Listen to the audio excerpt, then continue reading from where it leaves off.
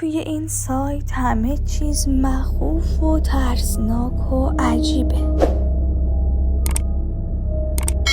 طبق تعریف دارک وب شامل سایت هایی که در موتورهای جستجوی عمومی مثل گوگل قابل دسترسی نیست و برای دسترسی به اونا باید از نرم افزارها و تکنولوژی های خاصی استفاده کرد.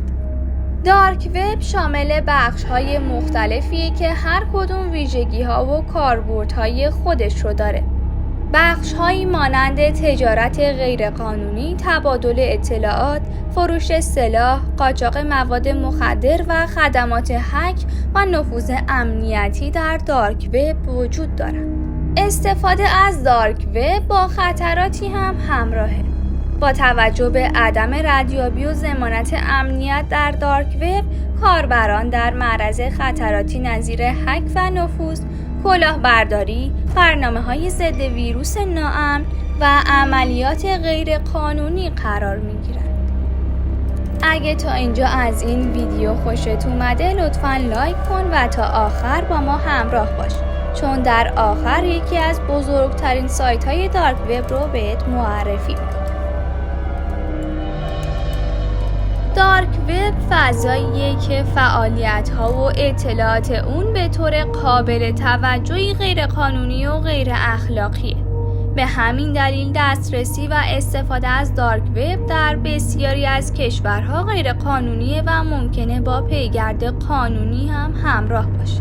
اطلاعاتی هم که وجود داره نشون میده بخش بسیار کوچکی از اینترنت مربوط به دارک وبه و اکثر فعالیت‌ها و اطلاعات اون در اینترنت عمیق یعنی دیپ وب قرار داره. این قسمت از اینترنت مربوط به صفحات و منابعی که موتورهای جستجو قابل دسترسی نیستن و به دلیل محتواشون نیاز به شناسایی یا اجازه ورود دارن. مهمه که بدونید دارک وب و اینترنت عمومی دو مفهوم متفاوت هستند.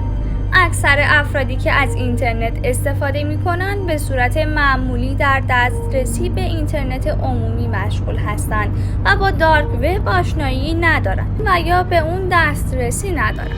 چون این سایت بسیار خطرناکه و اگه پاتون رو کج بذارین و توسط پلیس ها شناسایی بشین سرتون به باد رفته.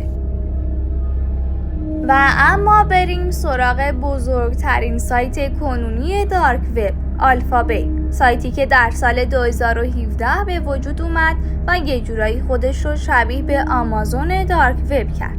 سایتی که در هر لحظه میتونست به صدها هزار نفر جواب بده و خرید و فروش زیادی انجام بده. رئیس اون به خودش لقب آلفا 02 داده بود و اسم و فامیل واقعی وجود نداشت و اون سایت رو هم یه جوری طراحی کرده بود که هیچ کس شناسایی نشه. اما بعد از یه مدت که این سایت رونق خیلی خوبی میگیره، دولت میخواد ببینه که رئیس این سایت کیه و خب این کار آسونی نیست. وقتی ماموران پلیس توی سایت دارک وب مشغول جستجو بودن، به یک باره یک ایمیل دریافت میکنن که داخل اون یکی از ایمیل های قدیمی آلفا اوتو پیدا میشه و از این طریق رد این شخص که اسمش الکس دارکازس هست رو میزنن و وبسایتش رو برای همیشه میبندن.